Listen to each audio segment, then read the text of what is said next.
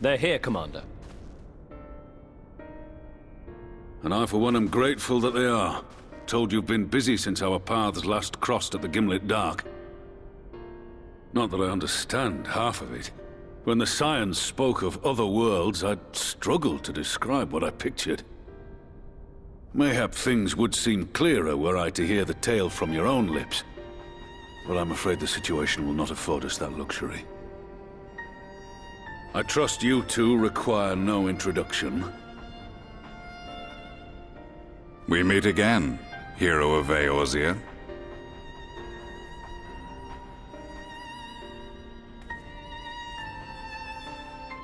Must we repeat this ridiculous display? I pose no threat to you, though what I come to warn you of very well might. Had he meant to do us harm, I hazard he would have kept to the shadows, and brought more than 2 companions. We need not pretend to be the best of friends, but I hope we can put aside our differences for the present.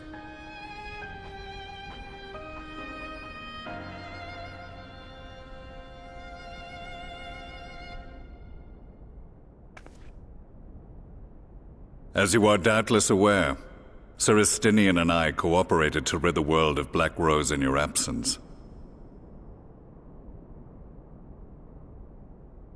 Our journey together took us as far as the Imperial Palace, where we witnessed Emperor Varus meet his death at Xenos' hand. Being the sole witnesses to this crime, and in no position to defend our innocence, we were then forced to flee, each pursuing his own avenue of escape. When we were later reunited, Estinian claimed to have encountered an unfamiliar kind of machina during his flight, but to me his description seemed anything but, and upon further investigation I found that I was right.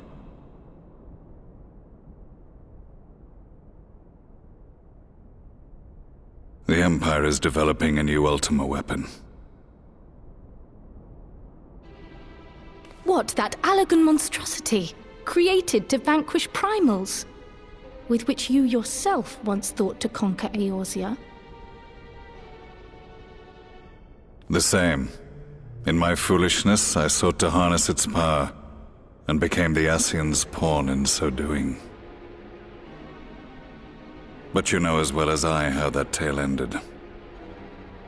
The weapon itself, excavated from beneath this very city, was destroyed ere we could fully unravel its secrets, and that should have been the end of it. But unlikely as it sounds, the Empire's efforts to recreate it have somehow borne fruit, primarily through secret research conducted by the 7th Imperial Legion, it would seem. Wait, the 7th was all but annihilated at Cartano, along with its legatus. Indeed, few survived. The 7th, as it is now, has little in common with the Legion led by Vandanis, and its leadership has changed hands several times since. Precisely how this project has continued despite such turmoil, and under whose auspices, remains a mystery. What we do know, however, is that a number of prototypes have been produced, and that one of them is on its way to Eorzea.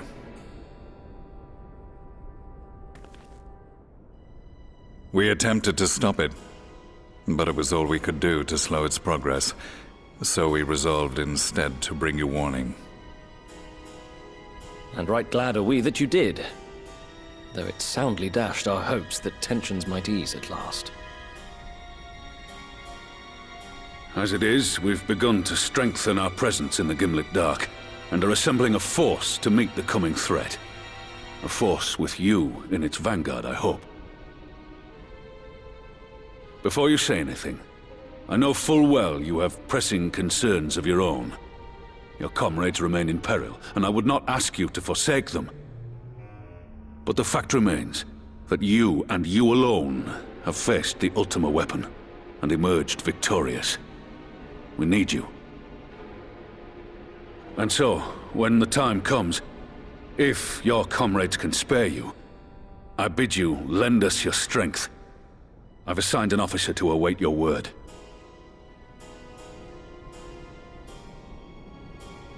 The Ascian's downfall was to be the work of my remaining days. But it was my hand that kindled these flames, and I cannot allow them to spread any further. I will do what I must to see this mistake consigned to history once and for all. Even if it means begging your aid. The Fates will enjoy the irony, even as I endure the ignominy.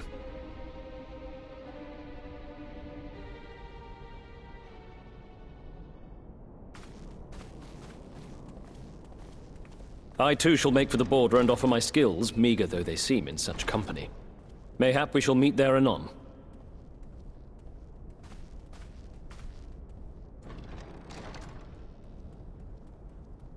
Though we can ill afford to ignore the coming of a new Ultima weapon, our friends' plight grows ever more precarious, and none save you can join them in the first. I only hope you are not forced to make a choice.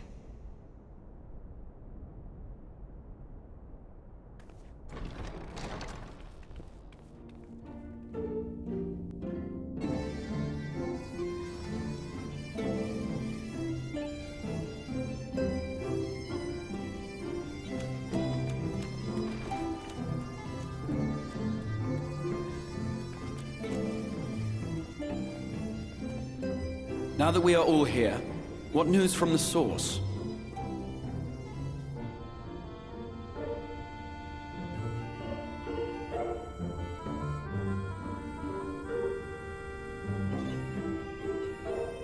A new Ultima weapon? We must count ourselves lucky that Gaius has pledged his assistance. While this is indeed a worrying development, I think the state of the Empire as a whole greater grounds for concern. With the Emperor slain and Xenos returned, it is impossible to predict how matters will unfold in Garlemald. The Ultima weapon may be but the first of many unpleasant surprises. The situation beareth closer observation, of that there is no doubt, and doth compound our need to return unto the source.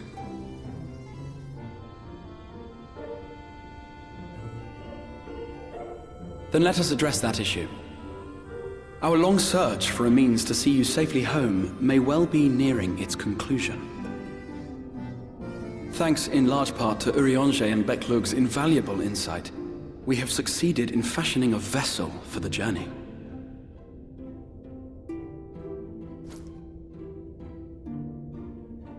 We set out to create a crystalline container retaining the more useful properties of white aurosite, but without its regrettable limitations. And, after a good deal of trial and error, we made one.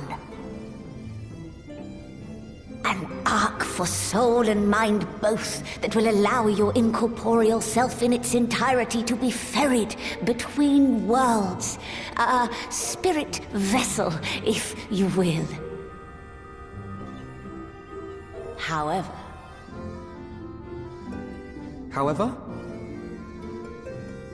Though the vessel is possessed of the requisite qualities to hold mind and memory, it wanteth yet for a means to receive of them. For that, we must needs imbue it with the Exarch's innate gift. A gift that lives on only through the blood of the Allagan Emperors, which certainly does not flow within aurosite or any other crystal. Just so, milady. The blood serveth as a conduit of sorts. In its absence, memory cannot pass from mind unto mind, nor from flesh unto crystal. That being the case, we must either alter the process of inheritance so as to require no such thing, or determine a means by which my blood may permeate the vessel. I am hopeful that the records found within this tower will yield the knowledge we require to pursue one or the other of these avenues. As well you should be. The Allagan's body of etherological research is extraordinary. I can scarce believe it the work of ages past. But its underlying principles are not so very different from those of my own field of study. Given time, we will find the answers we seek.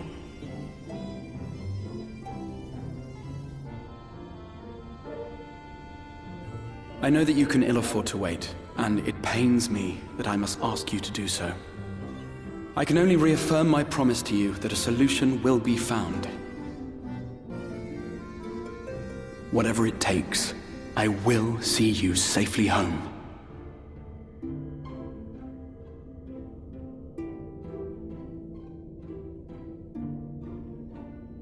My apologies.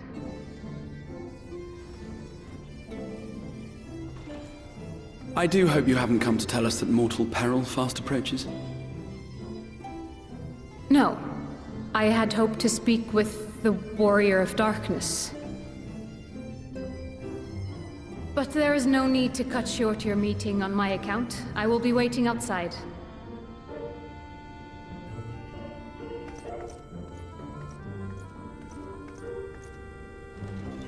Why not speak in here? She knows I don't mind. Unless she didn't want to. Perhaps I might accompany you.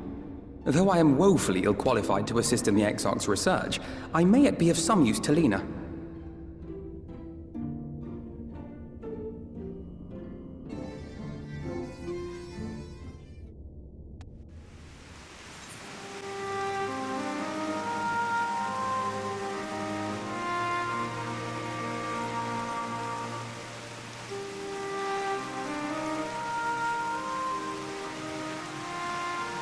Did you slay this Eater? Your orders were to await the main force before engaging. No, Captain. It wasn't us, I swear it. The man came out of nowhere and cut it down before we knew what was happening. By himself? Certainly it is no Light Warden, but nevertheless. It's true. Felled it with a single swing of his axe, he did. Never seen anything like it. So I says to him, "Who are you, the Warrior of Bleeding Darkness?" And he says, "No, I'm a Warrior of Light." And that was it. Buggered off as quick as he came. A Warrior of Light? Why would someone go around calling himself that, though? It was those bastards who caused the flood.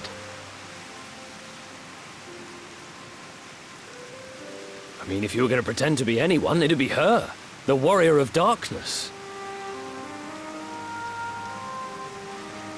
Eh? Oh, I didn't know. It's an honor.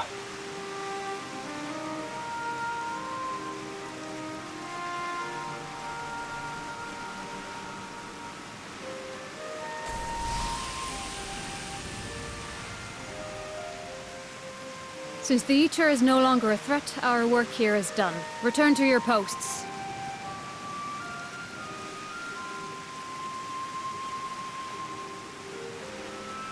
I had hoped to fight at your side today. But I'll continue to follow your example, and may we meet again.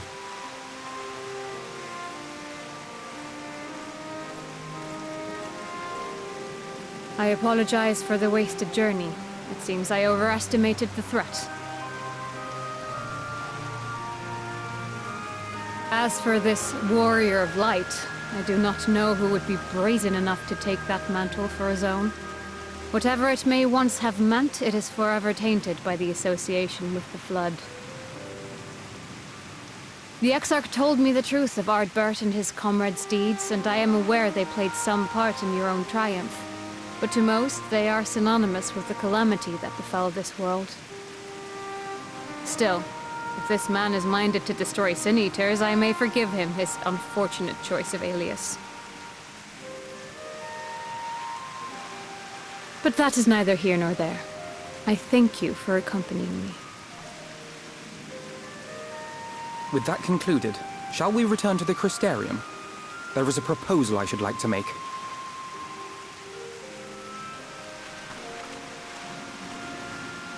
Forgive me. There is one more thing. A personal concern of mine. I had hoped you might have a moment to speak privately. Take your time. I shall go on ahead.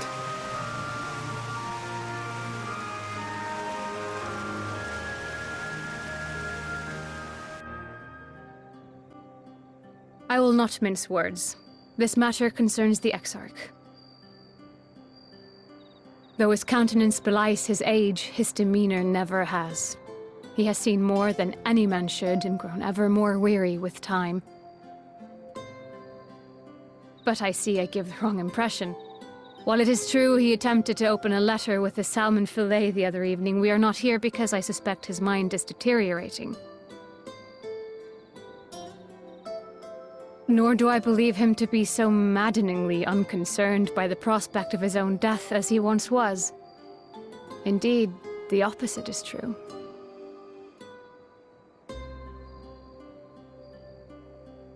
It is for this reason that I seek your advice. Since he returned from the Tempest, the Exarch is not as he was. He seems a different man, a younger man. I know not the details of his research, but when I saw him at work recently, there was a glint in his eye that I had never seen before. He looked happy. It was as if he had peered into the future and for the first time found joy there. Though it gladdens me to see him thus, I wonder if I should not keep my distance. I fear that my presence will only anchor him to the past, remind him of all the pain that came before.